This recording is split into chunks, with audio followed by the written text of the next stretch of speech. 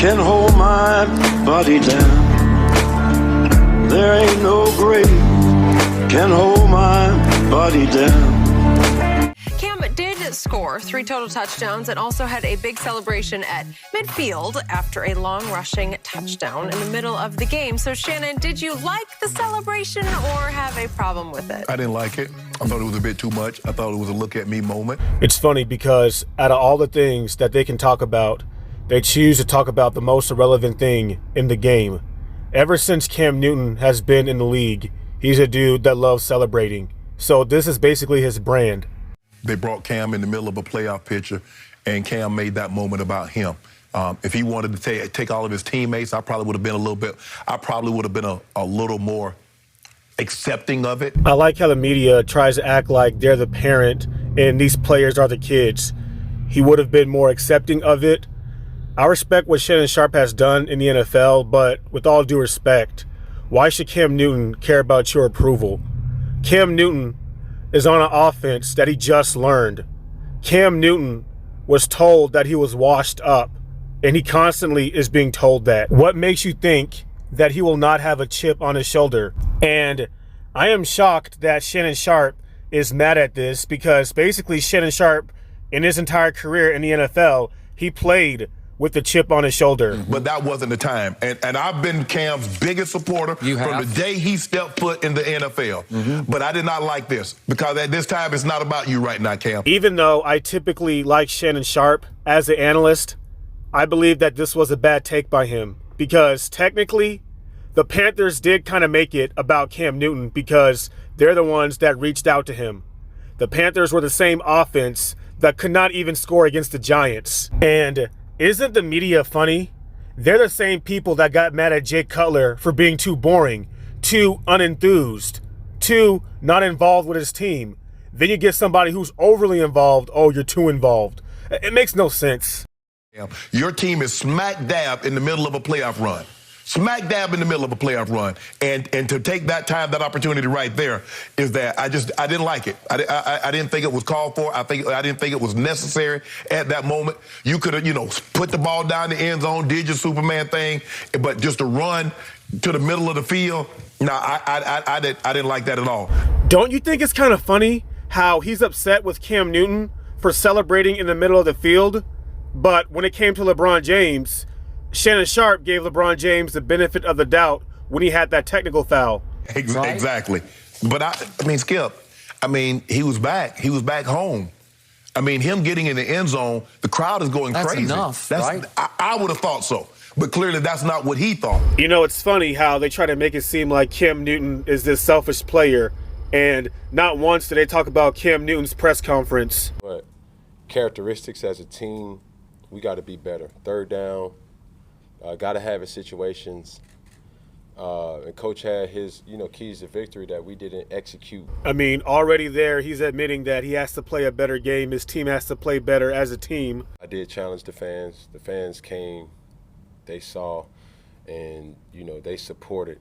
And, having an atmosphere like that and games moving forward in November, December, it's pretty much going to come down to, execution. And there he's basically telling you why he celebrated. He was challenging the fans. The atmosphere was amazing because Cam Newton returning, scoring points, the offense looked electric. So I can see why he did what he did, but I don't think he will do that every single game. But the media likes to nitpick.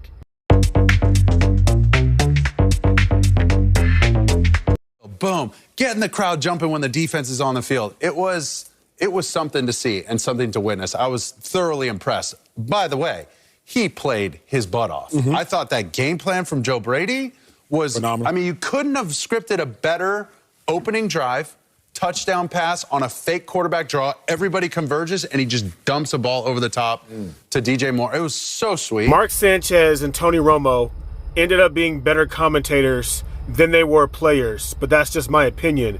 But then you get jackasses like Sam Acho who try to act like they're intelligent, and they say shit like this. Well, I was geeked. Cam Newton highlight plays, they went viral. Cam Newton memes, they were back. And I think that's where Cam Newton will carry the Panthers. To viral videos. To the smoke and the memes. So basically, he is calling Cam Newton the joke, and that Cam Newton will bring more viral videos than wins. Sam Acho always tries to sound more intelligent than what he actually is.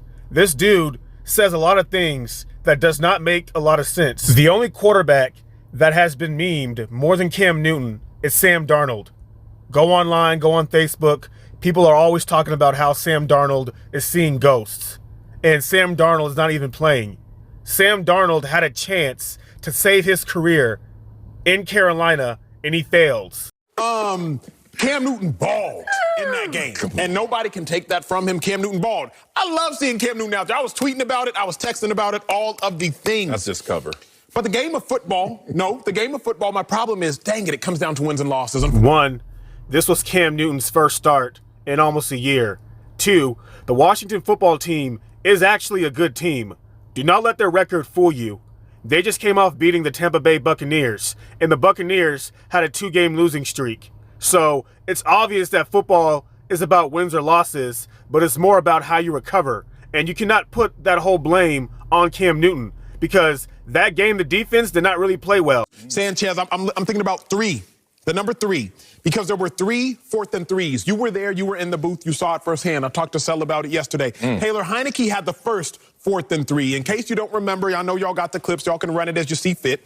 Taylor Heineke makes a miraculous play, dodges a defensive lineman. He finds his guy, first down. How can you compare a guy that has played a full season to a guy that just got there in a week, that has to learn a new scheme, a new system, a new terminology? Cam Newton has scored 5 touchdowns in 2 games. That's like the most offense the Panthers have seen in a month. This was an ignorant take by Sam Acho. And not only that, Taylor Heineke is a good quarterback in my opinion. So I don't know why people are shocked that the Washington football team won, because it's not like they're a bad team to begin with. Plus, Ron Rivera knows Cam Newton, so he will know how to scheme up against him. And Ron Rivera has been in a Super Bowl, whereas Matt Rule, this is his 2nd year in the NFL. And Cam Newton himself, like I showed you earlier when I was talking about Shannon Sharpe, Cam Newton actually admitted that they have to execute better on offense. They have to execute the coach's schemes. So everything these analysts are saying, Cam Newton actually said after the game. The only person that made logical sense in this segment was Mark Sanchez. Either way, and in your first game back, in 14 days, trying to learn an offense to go execute a game plan, because that's not verbiage he knows. He doesn't know what Joe Brady's saying. Bro, I've done that. It is so hard to go in and try and communicate with players in the huddle and then go execute. It's like, why are all the logical analysts co-hosts and the idiots are the lead hosts? Kind of sounds like the White House. Because democracy basically means government by the people, of the people, for the people. But the people are retarded. Respectfully disagree, but I emphasize the word respectfully. I emphasize the word, I'm being serious here, I emphasize the word respectfully. You know what's so funny about Stephen A. Smith? He always acts like he's going to come back with a logical retort, but it's always just utter ignorance. Because I want you to think about something. I'm going to say this, Marcus Spears, and I'm going to challenge you on your take. The mentally challenged does not have the right to challenge people. Lamar Jackson, to me, is the guy with the pressure. As you just articulated, Josh Allen got his bag. He got $250 million. Lock, stock, and barrel. $258 million. So wouldn't that mean that Josh Allen is under more pressure because he got paid, which means that his expectations is solidified? 6 years, 25 years of age.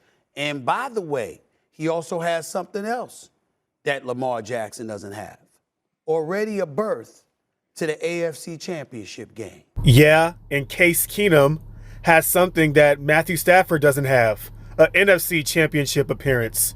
Like, does that make any sense to you? Just because you've been in the AFC or NFC Championship does not mean you're the better quarterback. Look at Mark Sanchez. 2 straight AFC Championship appearances.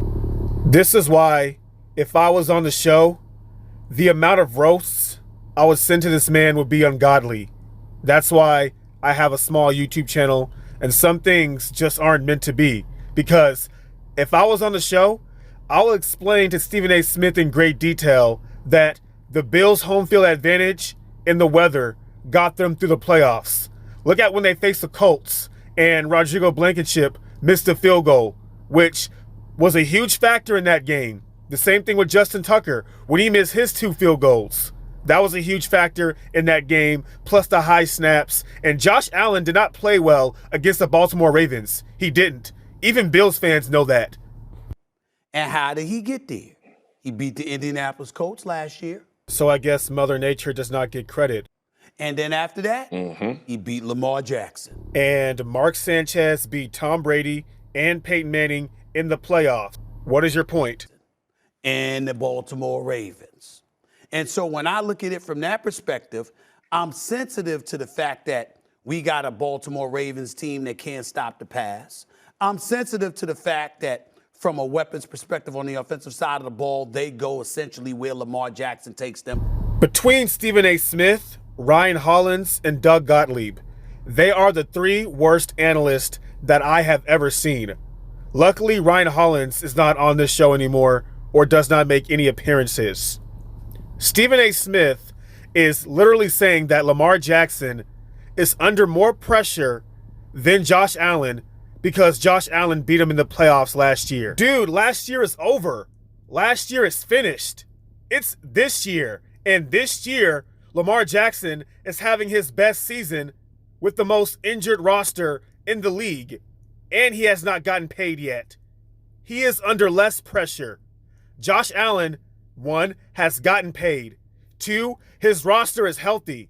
3, he has no excuses on why he is not playing well this year. I'm sorry.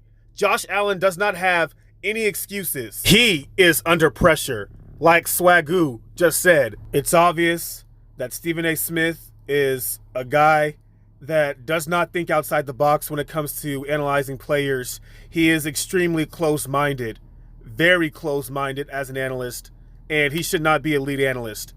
If he was a co-host, it would be different because, you know, I can expect a co-host to say ignorant things and not be as open-minded. But the fact that he is leading the show and getting paid this much money to have some of the most ignorant takes that I have ever seen, like, I would literally rather watch women break down the sport of football than this dude.